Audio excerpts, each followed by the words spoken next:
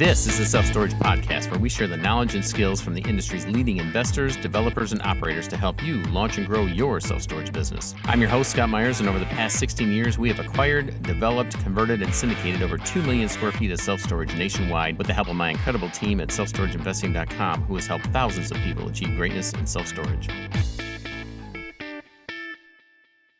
Hello, everyone, and welcome back to the Self-Storage Podcast. I am your host, Scott Myers, and this week's guest is my friend, Patrick Precourt. Patrick has been a real estate investor since the late 90s, specializing in short sales and flips, and now currently focusing on boutique senior living space. He's also a real estate educator that has then, over the years, evolved into the individual peak performance arena. And that happened around 2012. And at the same time, he opened a gym called The Cage, which is a lifestyle fitness center with the heart and culture of martial arts that has become a giant laboratory for testing his performance-altering behavior techniques, which is what he's most passionate about. And this is around the time that I met Patrick through a mastermind in the beginning of our now going on 10-year friendship. Patrick has been married for 29 years, has raised 3 awesome kiddos, and as you'll see, he is an ultra-competitive guy who played rugby for 14 years and entered his first MMA cage match at the ripe young age of 42. His latest project, which he and I were talking a little bit about off camera, is called the Maverick Code, which is a 90-day, I hesitate to call it a program, to change any area of your life and begin a lifelong journey towards excellence by just changing and altering the way that you think, which is what we're going to take a deep dive into. But before that, Patrick, my friend, great to see you and catch up with you again. Welcome to the show. Thank you very much. I'm honored to be on with you and your people here today, Scott. And when we got this set up some time ago, I've been really looking forward to this one because it's been a while since you and I have seen each other kind of face to face. Yeah. So excited to share it today.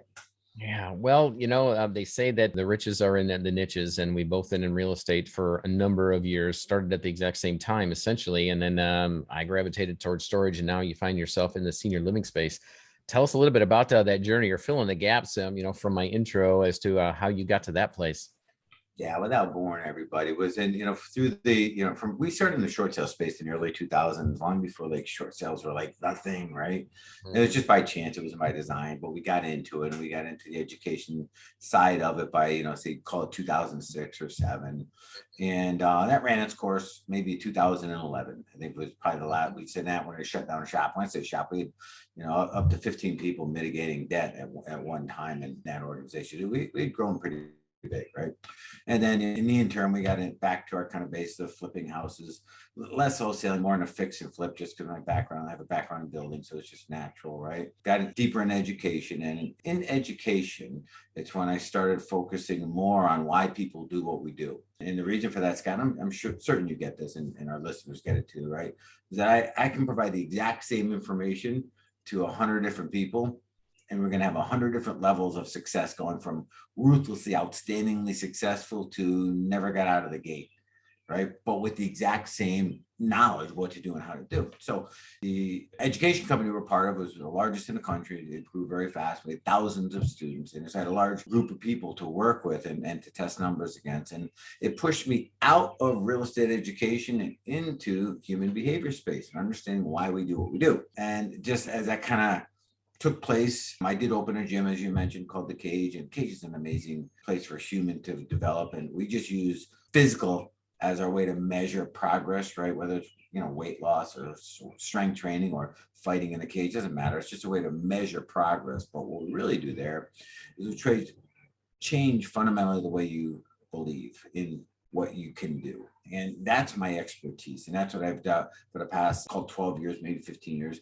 have focused almost exclusively on, and really understanding that, and then taking a very complicated world, take it out of the space of psychology and sociology and mindset and human behavior and personal development, take it out of all that and make it very simple, black and white, right? Tangible, almost like levers on a machine. If you pull certain levers in a certain order, you get a certain result. And what I found is human behavior is that predictable, Scott. So now the whole model of the Maverick Code is very simple. If there's a result you want that you're not currently getting, it's quite frankly as simple as your daily behaviors are not in alignment with getting that result. So all we have to do is figure out the behaviors required to get the result, and then get you to perform those behaviors on a consistent basis. And then that's where the kind of the tools come in. What does it take to formate and create habits, as an example, right? And then we have to overcome some other little other mental paradigms that have blocked us so far from getting there. But without getting the weeds, that's the long and short of it. Cool thing is, like I said, it's very black and white. It's as tangible as it comes. You start here, you put this in, this is the predicted result we get. Really neat stuff. Mhm. So tell me, when you either crack the code or figure this out, or through your lifelong, evolving into, where you are right now in terms of real estate, you've probably recognized some things in yourself with regards to, execution. As you mentioned, we all have the same information available to us, and you put 100 people in a room, they get the same information, and some are wildly successful and some aren't. So you probably pulled some of these behaviors and habits out on your own. Tell me a little bit about your own personal journey of just recognizing, hey, you know what? I seem to be able to execute at a little higher level than most folks, and maybe I've cracked the code somewhat to be able to help some other folks. What does that journey look like? Sure. So I'll tell you my flaw, and I'm not yucking on anybody here, Scott, but frankly, my flaw initially was leaning into every guru that would speak to me and taking everything they said verbatim. That kind of set me off track for a bunch of years, right?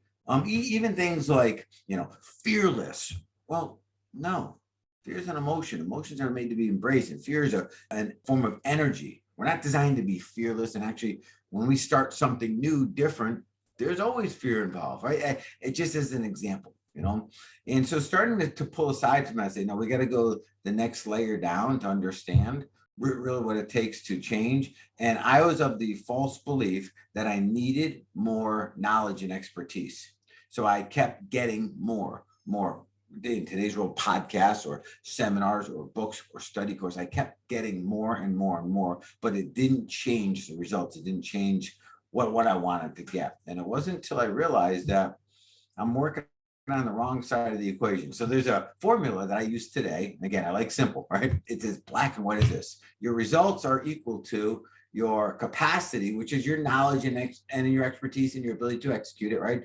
Your results are equal to your capacity plus your consistent action, period. There's no other pieces of the formula to play with. So if you're not getting a result you want, we've got to, do I need more capacity or do I need more consistent behavior in alignment with my results? And the answer is 99.9% of the time, Scott, we need more consistent behavior. And it's nearly foolproof. Let me share an example. And this is what will come out of the gym. We teach jiu-jitsu, right? It's starts at 10,000 hours to master jiu-jitsu. It's that type of martial art, right? And I'll give you a comparison, the learning curve here. You have one guy, we'll call him Jim. Jim says, you know what, Pat, I'm going to study jiu-jitsu online for 1 year. I'm going to study like 40 hours a week. I'm going to study every of the best practitioners there are, the highest level black belt. I'm going to memorize every move they have and all the key moves that they use to win matches in. So you got that guy, Jim, over here, who's going to be well educated, right? Jim studied. Excellent. Over here, we'll call him Mike.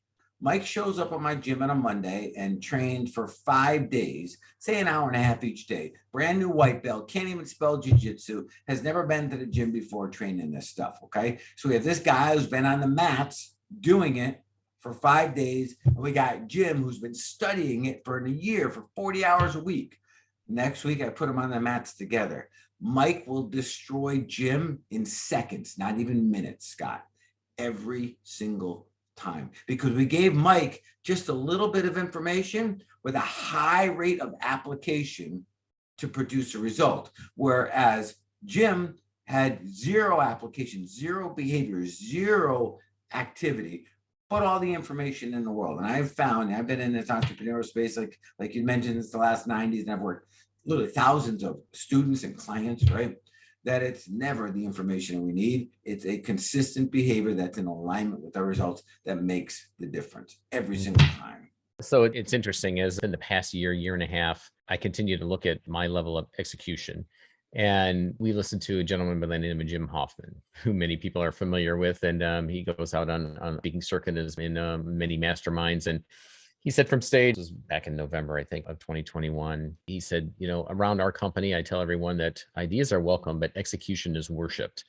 And when you look at, the difference between, the two, and just as you mentioned, Patrick, and you listen to the likes of Tony Robbins, who behind every single thing that he talks about, he says, now you have to have massive action behind it. It truly is. It's black and white, as you mentioned. The difference between the folks that either go to a seminar, read a book, or understand, study, and look at something, whether it's investing in self-storage, investing in assisted living, or, you name it. The difference is the person who's going to go out and put it into practice and execute. So I found myself really just a kind of a wake up call to say, am I executing at the highest level? And, read 4 disciplines of execution again. And I got myself a coach for the first time. I mean, it was one of those things, Patrick, where it's just like, wait a minute, I'm the coach. We run a coaching, we run a mentoring organization. But at the end of the day, I thought, you know what? I may not be as accountable and have that accountability that I need to have, because I don't even know what my potential is if I don't have somebody who's either pushing or making sure that is what is happening. And so for the first time ever, I got a coach, and this is it. It's not the knowledge, it's in my own business. I'm not looking to start or do anything else. It's just in my own business. I've known what to do, but now I'm seeing some results and just some simple things, as you mentioned, that are making all the difference, because it's all about execution. So what is the difference? So we talked about, the process, Patrick, and you help people get through the process.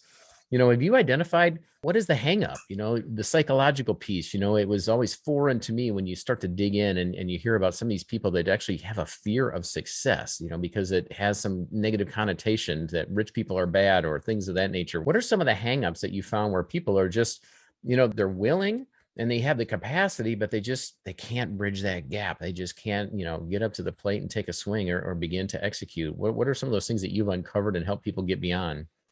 Yeah. So the one that's most impactful, Scott, that affects most people who stumble between when they know how to do it and they want the result, and the result is good for them. When those 3 things are in compliant, right? And they still don't do it.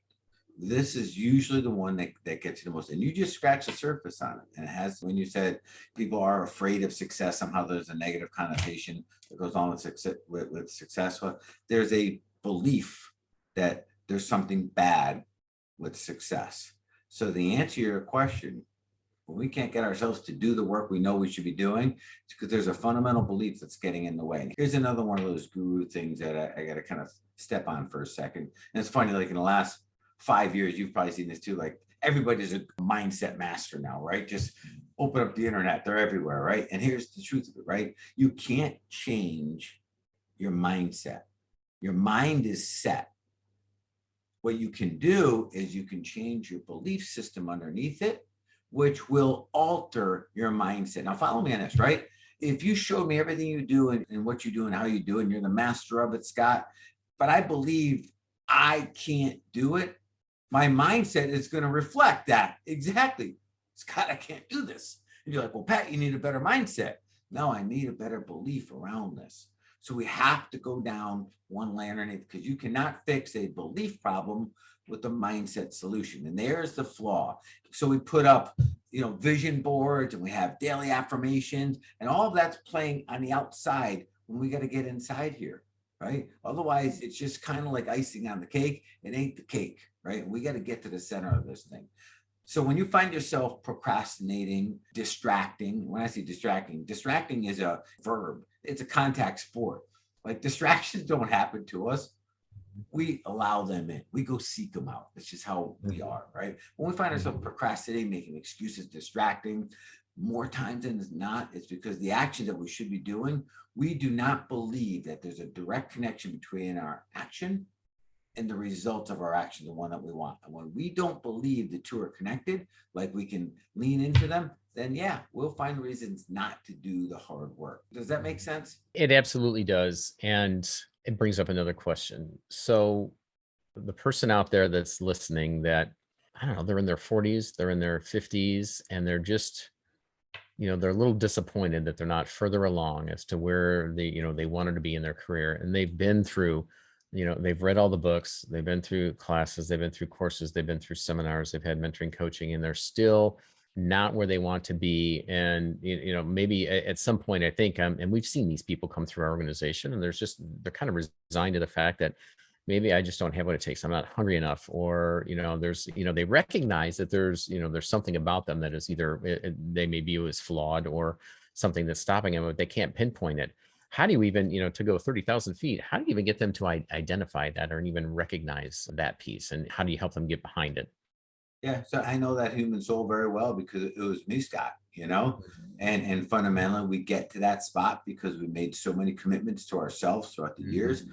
that we did not follow through on. And we no longer believe that when we make a commitment to ourselves, whether it be a New Year's resolution, a new goal, a promise to ourselves, we no longer believe, even for a moment, that we're going to follow through on it.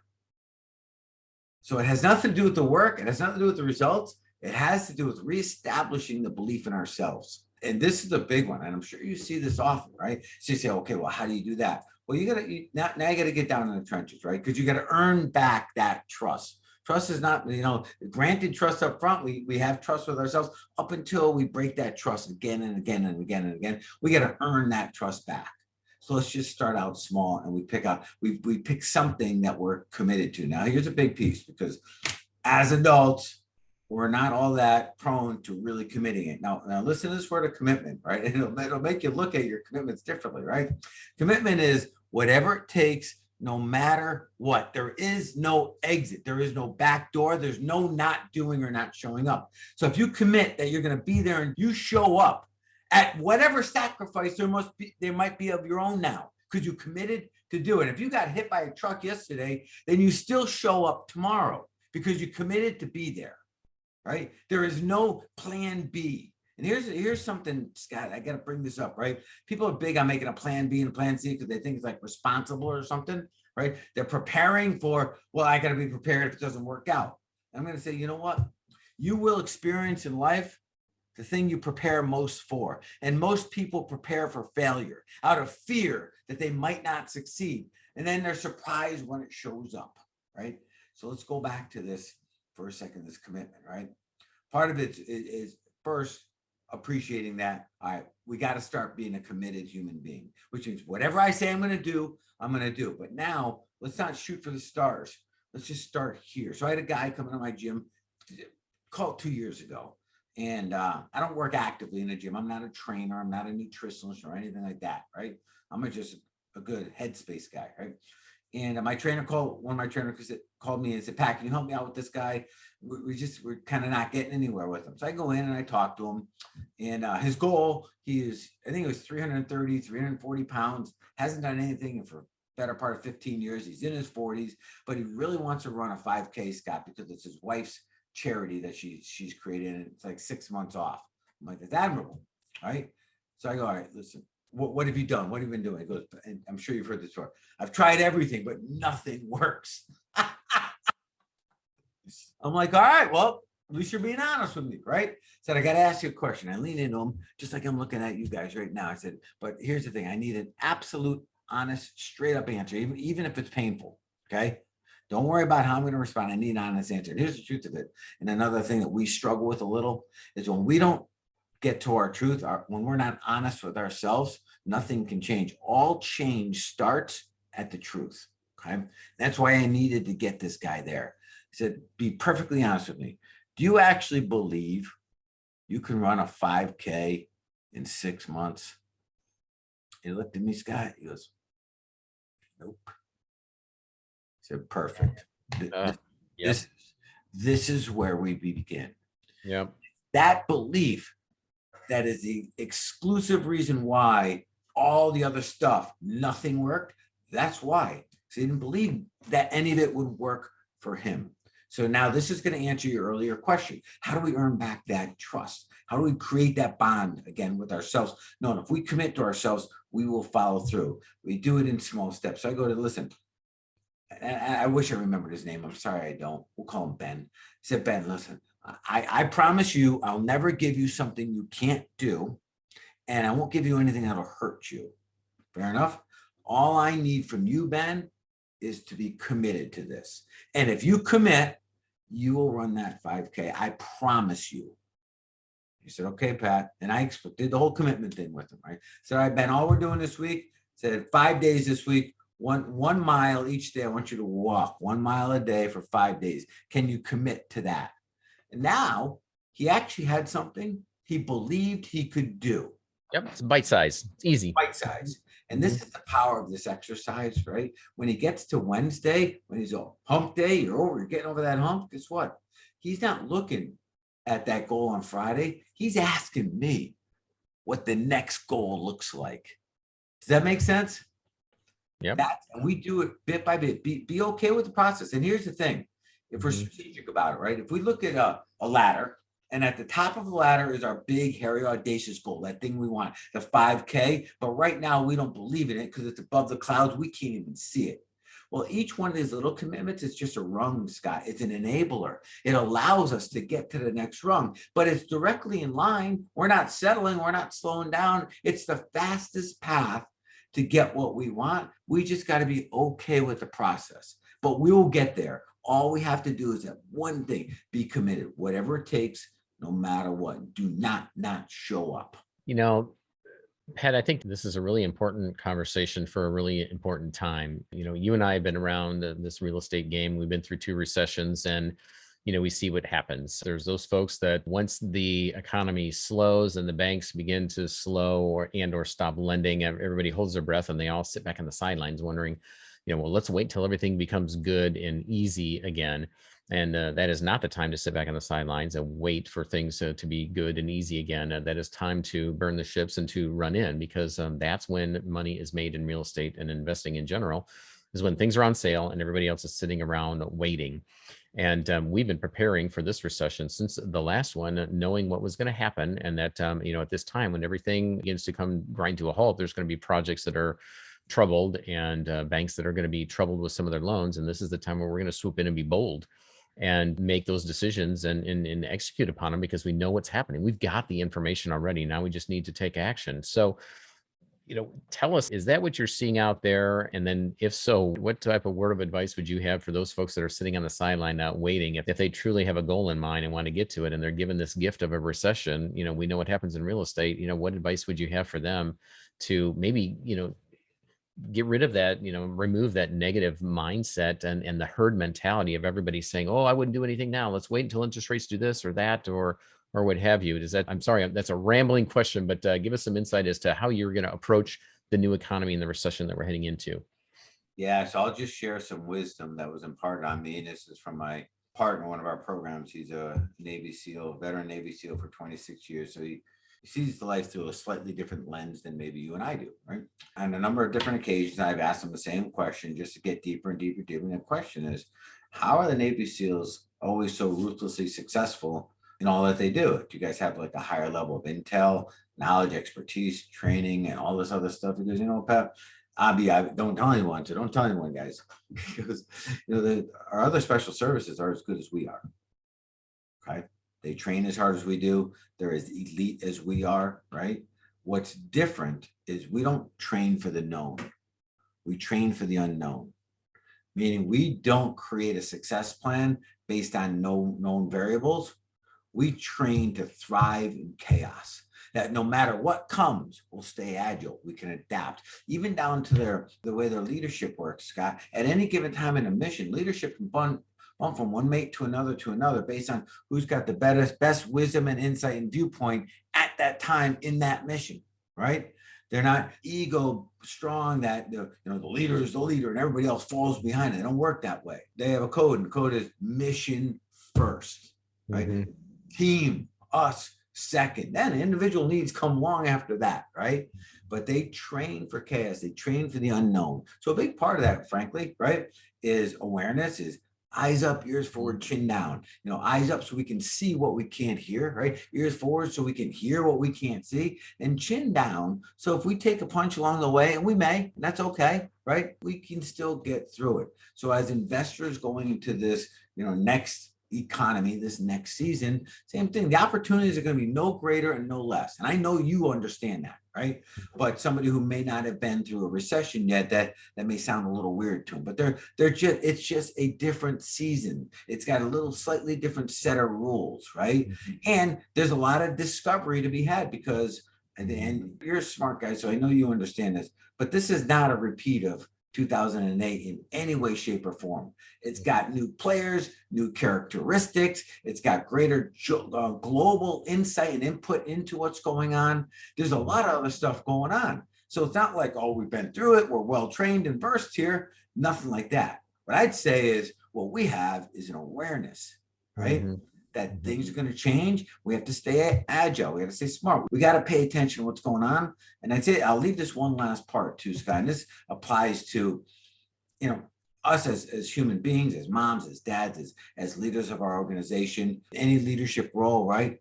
We've got to appreciate that there's going to be a lot of emotion going forward from the media, social media, all the way through. And the leaders, which is anybody who influences anyone else. So I'm going to use broad scope, anybody who influences anyone else, which is all of us. The leaders that are going to thrive, Scott, the ones that can step aside from being emotionally steered, emotionally driven, those who can temper their emotions. I'm not saying ignore them. It's human to be emotion, right? But not to let emotions make decisions. Let the emotions fuel our decisions as a leader, but don't let them lead the ship and make the decisions for us. Because they're going to, especially with like upcoming elections, there's going to be a lot of emotion pumped into our sphere, right? Coming up till November. And it's not going to be pretty. They're already forecasting it, unlike any other midterm election we've seen. Yet we've got to operate, right? Teams and families and organizations, and we've got to be smart in decision making. And as emotions go up, intelligence goes down. So we've got to rise above that. Does that make sense? 100%, Patrick. And you know what I've seen and recognized in myself and several others is that, it's the lazy way out of getting on one side or another of a particular topic or movement or discussion that's going on at the national level is whether you're going to take the lazy way out, which is, following and hitching your wagon to one person on TV or somewhere that sounds good, but you haven't done the thinking on your own, or just picking this guy because he's on my side politically, spiritually, or whatever that looks like. And, there's an old saying that my pastor says, you just know when you're nowhere, when something's right or wrong, and whether it comes from somewhere else or if it's truly you. And so self-awareness, I've said this before, self-awareness is the best gift you can give yourself. And so as we're navigating through all of this, and you mentioned it as well, Patrick, there needs to be an awareness of what's going on and what's around you. And that is that knowledge base and everything else that you take in as inputs, but then being self-aware enough to know in your knower, the direction to be able to take, and knowing that decision came from within and not just tacking on to because it was easy to somebody who you think is maybe smarter than you or is more successful than you. And so that person's line of thinking somehow is better than yours. Because I'll tell you over and over again, what I've found in myself, those times when I've taken that path, which is some lazy thinking and following somebody who I thought was smarter than me and thinking, well, if I hitch my wagon to them, I can't go wrong. They've been successful in the past. And absolutely has been the wrong path. It's been the wrong path for me. It's been the wrong path at the time for my business or in personal relationships or anything else. And so it is gathering all the data and making those decisions and having that confidence in yourself and knowing that the decisions that you're making are the ones that are right for you. So I guess I would ask you, does that make sense? And does that resonate with anything that, the belief system that you or anybody else has that you're working with? Yeah, 100%. So I'll share something. So as you're speaking that, I want to just keep nodding the whole time, right? So I'll say something. Now, this is not an absolute statement. There needs to be looked in context of each individual, right? But generally speaking, right, the more popular someone is, the less authentic to themselves that they are. The more popular someone is, the less authentic they are to themselves, in that they're less willing to express what they genuinely and truthfully believe in, because they don't want to offend or push away. Right. They believe They have to have a bigger audience. And so that way they can be gray and stand in the middle on all things instead of taking a stance on what they truly believe. If I could repackage what you're saying. Yeah, and I've found, and on a personal level, I played both. I've been that person. I'm not gonna lie, where I held back my beliefs, right, because I didn't want to upset somebody or offend somebody, right. And I'm not gonna sit down and intentionally offend anyone. That's not who I am either, right. But I've just found in my personal life and in my professional life that the more real I am as to who I am, what I believe, and just being authentic, I attract fewer better people.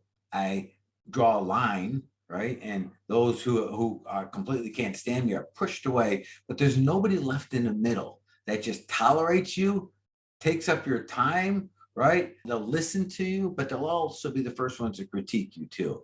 those people are gone, Scott. Which means, all right, now I know who my tribe is, right? And it just feels better. Now, if my value was measured, likes or Instagram, people, whatever, then I'd have a problem. But that's not how I value that's not how I value myself as it relates to giving to others at all. Mm-hmm. Mm-hmm.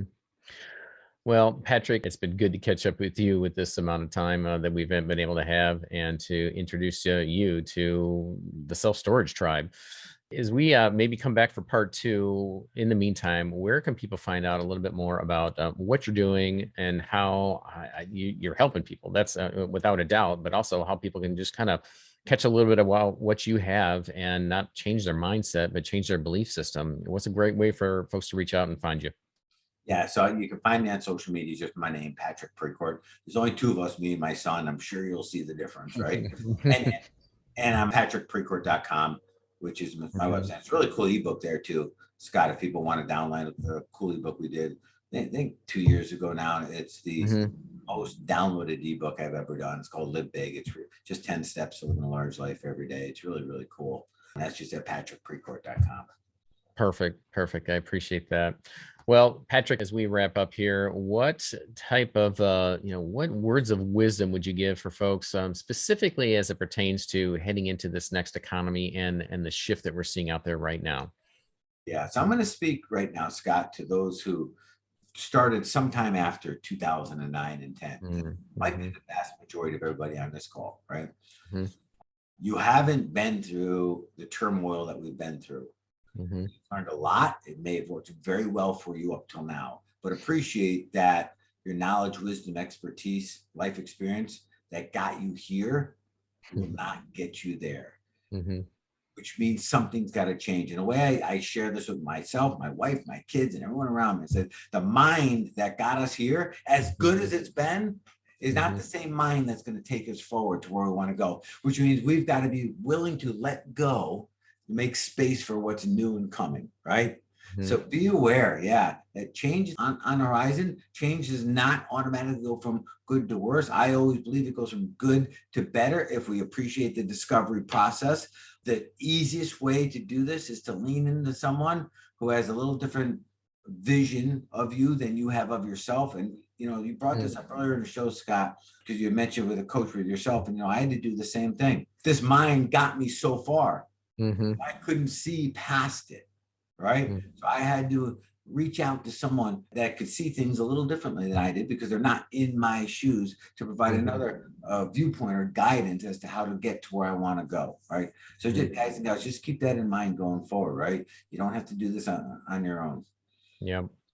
What got you out of Egypt may not get you to the promised land. And sometimes it just takes somebody coming alongside of you that can tell you the things that you probably already know. But you know what? When it comes from somebody else, and all of a sudden, that's what usually triggers the switch that allows you to take massive action in the right direction once and for all. It's that accountability. So Patrick, I appreciate you. I appreciate your accountability. It's been good once again catching up and to hear about all the amazing things that you're doing. So folks, I'll give you all the links in the show notes, but reach out to Patrick Precourt. This is a guy that you want to have in your life. So thanks again, Patrick. I'm looking forward to having you back on session number 2. Section number 2 will be awesome. Honor being here, Scott. And thank you, ladies and gentlemen. All right. Take care. Hey gang, wait, 3 things before you leave. First, don't forget to subscribe to the Self Storage Podcast and turn on your notifications so you never miss another episode. And while you're there, please leave us a 5-star review if you like the show. Second, be sure to share your favorite episodes and more via Instagram, and don't forget to tag us. And lastly, head to the links in the show description and hit the follow and subscribe button on Twitter and Facebook to get a front row seat as we grow and scale our business and bring you along with us. Take care.